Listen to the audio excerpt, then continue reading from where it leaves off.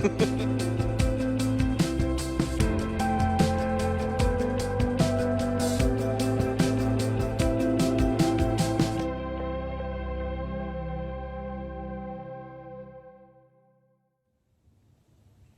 it's morning number one here in West Virginia, out on the newly acquired homestead property.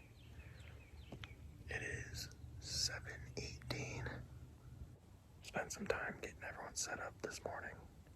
Everyone got in really late last night, between 11 and 3 in the morning. So we didn't sleep at all, but we all made it out to the woods. So it's been a fiasco for me. I left my camera mount back at the house, so I'm stuck with this goofy thing, which I'm glad I had that in my bag. I got my camera arm set up, and then I realized I didn't have the mount for my camera. So,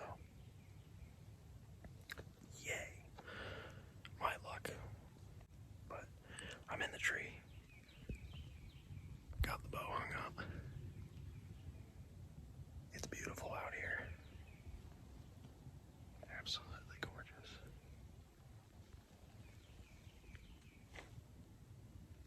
So, we'll see what rolls through.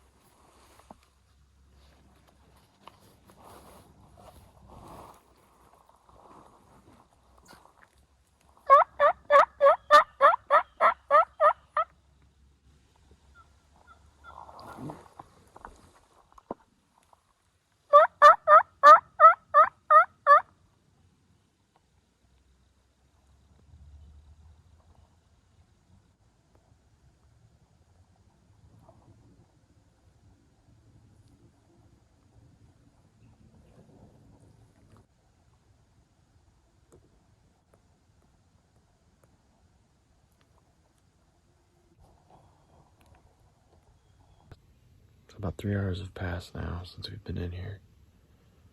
When we first got in here, I was surrounded by turkeys, like all roosted up in all these trees. I was sitting there talking to a hen for a little bit, chirping back and forth. Just about 30 minutes ago, though, Dylan's sitting down the hill here, and got a text message, said that he had 2 doe walk in, basically right up to him. He's on the ground too right now. So, said there was a really skinny mama and probably about a yearling. So he passed them. But I guess that's the only action we've really had. Trent, who's set up in his saddle way over that way, he said he bumped up too this morning when he was coming in. I heard a little bit of something here and there up on the hill in front of me very early. It was probably about 7:30. But other than that, just some turkeys, lots of squirrels, and pileated woodpeckers. It's only day one, first morning hunt, so can't let this discourage you. Got a long weekend ahead of us. So this is the hill right here. You can follow down this way. You'll get down into that little creek bottom that goes back into the watering hole that's down there. Dylan's sitting right over in that direction. Buddy Casey is sitting way up there on that other hill. So you go down, comes right up, and he should be sitting right up there. Both of those guys are on the ground. And then back behind me, I've got this hill line right here, this hillside. Follow that down. There's another ravine. Trent's sitting, I don't know, maybe 200 yards that way. I'm sitting on this trail right here. Just goes all the way back over. They're tearing up the bottom of that tree. Had them on camera doing that. They traveled this pretty hard in here. But my guess is they were moving last night pretty good. I know when the guys were coming in last night, after midnight and everything, they said that there was a lot of deer on the side of the road, like just peeking their heads out, any chance that they got. So it was definitely a big night for movement. So I'm thinking tonight's evening hunt might be pretty hot. They may be all bedded up for the day or just laying low. So I need to head back and get a freaking nap, though. I am exhausted. My voice is leaving me. I'm hungry. I'm so tired that I don't even want to eat. I just want to go back and gonk out for like 4 hours.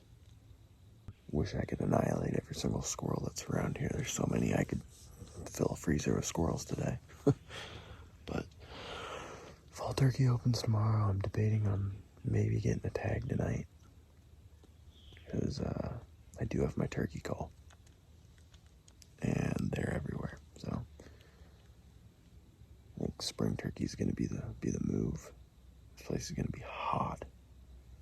I had a whole patch of pines way over beside me here, and I kid you not, there was probably at least 40 of them in there. I mean, you could just hear when they take off. It's the scariest thing. Like pitch black out here, and you're sure, whoa, whoa, whoa, whoa. These squirrels, man. So I'm gonna get back to it.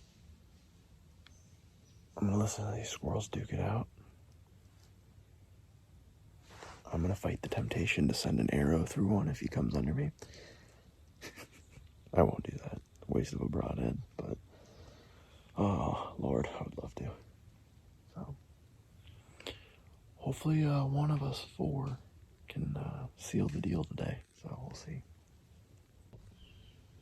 Alright, well, don't mind this ridiculous thing. As of right now, Trent over here has eyes on 2 bucks. One's a small 6-point, and he said the other one is possibly a shooter 6-pointer. Right now, they're working their way down towards Dylan by the water hole. Something might happen here pretty soon. 2 of these guys that are hunting, Dylan and Casey, they're relatively new to hunting. All that matters is just getting a deer on the ground to them, which we all understand, and that's what we want for them. So I'm praying to God that Dylan or Casey can at least get one of these. I'm getting the shakes just thinking about it. This is exciting. So I was just getting ready to get down too, and then I got a text. We all got a text from Trent saying 2 bucks on the move. I figured he was BSing with us, and then he sent a video, so we'll see what happens.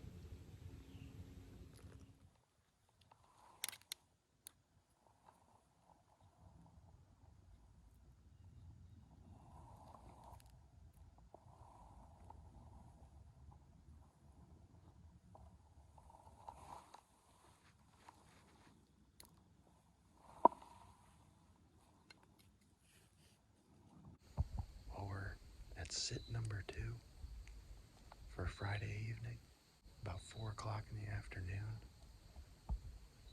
It's a little toasty, but we're hoping these deer are on their feet. We had those 2 bucks earlier today that ended up bedding between nice shooter 7-point. Thought it was a big 6-point, but ended up being a 7-point. Really tall.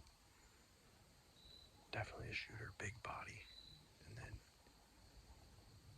he was partnered with a little 6-point. They both bedded down. It was right when we were all getting ready to go back for lunch. So I had to get down and kind of ease my way over to Trent because he couldn't get out of his stand.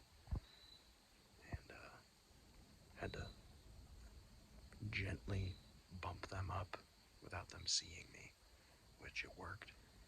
They didn't go too far, and they didn't seem too irritated. Kind of just wondering like what was coming through the woods, but it gave us enough time to get our stuff and get out. So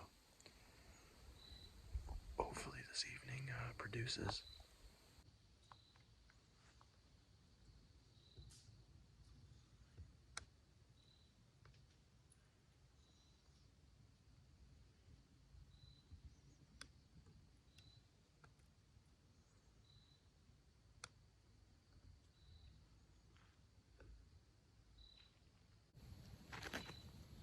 So as of right now, we've only been sitting for maybe 5 minutes.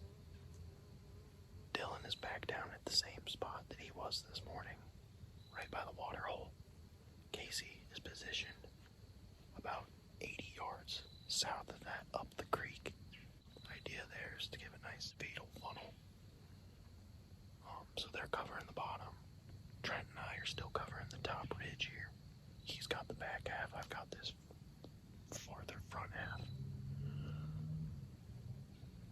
Dylan just texted us and said he's got 2 doe that are walking in towards him at 65 yards right now.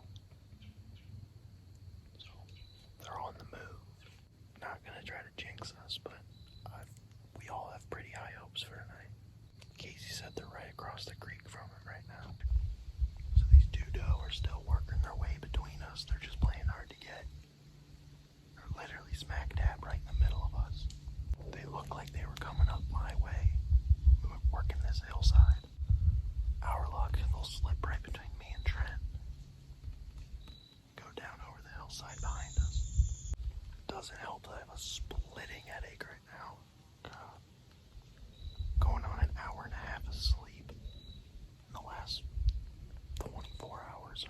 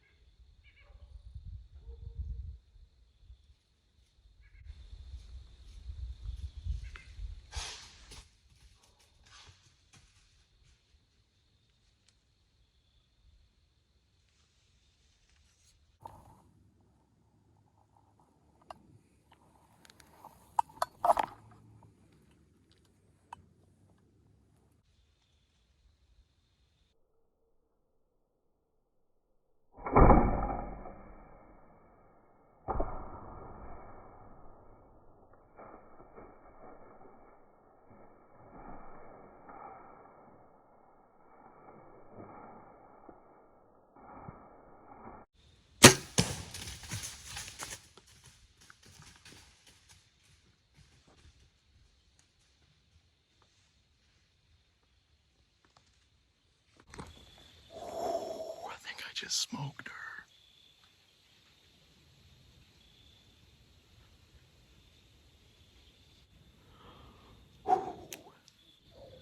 Sounded really good. Slightly quartering to me. Oh man. There's 4. 1 yearling. She was really, really, really bright orange. And then two older mature does. I wanted the 2 in the back, one of the 2 in the back. They were big, but she started stomping at me. She realized. I'm gonna have to look back at that footage real quick. Well, doe down here in West Virginia wasn't the greatest shot. It was a little quartering too. Not the shot that I wanted to take, but there was a 2 doe behind her that started blowing, stomping, and it was all or nothing at that point. I figured I could slip one in, and I did. It looks like I hit a little back. It is red, so I think I at least got 1 lung. So we'll see. I gotta go find her now. My buddy just said that she ran down and I guess dropped right over by him. So time to go find her. Actually, I see her at the bottom of the hill here.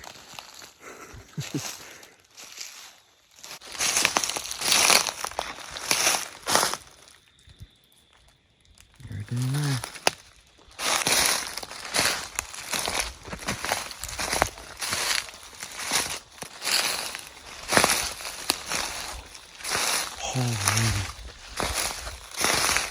Holy shit. Pardon my French.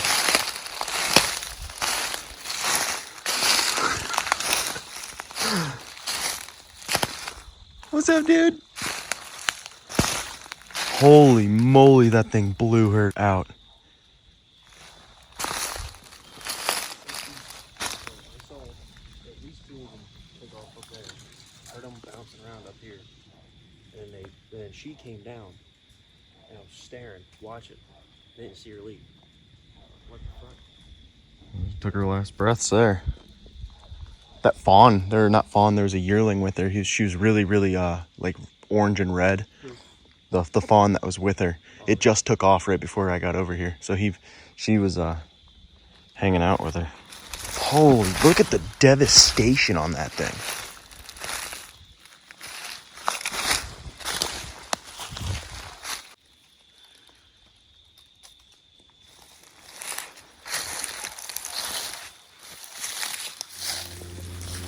Thanks to my boy Casey here. I was able to spot her from where he was sitting. A nice little entrance right here. She was quartering 2, and unfortunately, she kind of blew a little bit out her back end there, some innards, but she's here. That's all that matters. And we gotta find the other 2.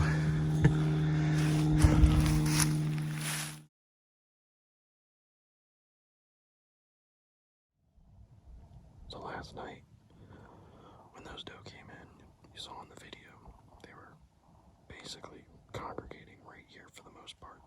My doe walked in and was between these 2 trees. When I took this shot, I shot between those 2, so I have a nice little, like, 2-foot window. Not something I would recommend, just because you do take the chance of having that obstruction getting in the way of your shot, but it worked out for me. I was confident and had a complete pass through. I ended up, after looking at her on the inside, I went in right above the point of the front shoulder. It went in at an angle because she was ordering towards me. Normally, I don't like taking a shot like that.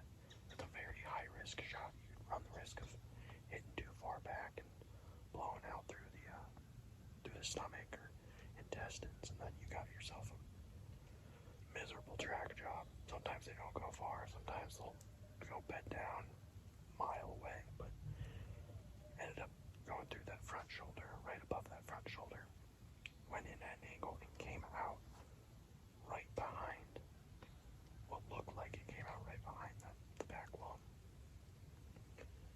When I opened her up, I was completely convinced that I completely shredded the stomach. I was nervous. The arrow didn't look very good. Like it just looked like stomach matter. I opened her up and I had gone through the left lung, nicked the back or the bottom of the heart, and blew through the far lung.